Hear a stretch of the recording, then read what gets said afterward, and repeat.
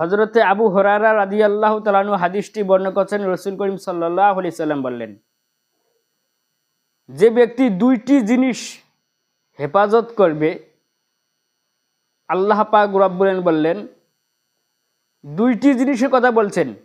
এক নম্বর হচ্ছে এই যে জবান বা মুখ, যে ব্যক্তি এক নম্বর হেফাজত করবে, আর দুই নম্বরে কথা বলা হয়েছে দুই পায়ের মাঝখানে যে লজ্জাস্থান, এই লজ্জাস্থানের যে ব্যক্তি হেফাজত করবে, মহান আল্লাহ পাক রব্বুল বললেন ওই ব্যক্তিকে আমি নিজের জিম্মায় তাকে জান্নাতের মধ্যে পৌঁছে দিব। জোরে বললেন সুবহানাল্লাহ। কত সুন্দর কথা ভাইরা আমার। আর আজকে আমরা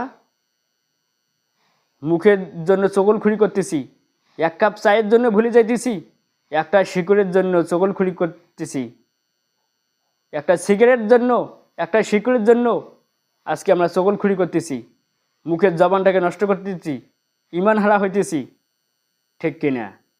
আর এই যে লজ্জাস্থানকে হেফাজত তো দূরের কথা, আরও বেশি করে জিনা করতেছি, ঠিক কিনা ভাইরা আমার? এগুলি থেকে আল্লাহ পাক রব্বুল বিরত রাখুক, আমিন।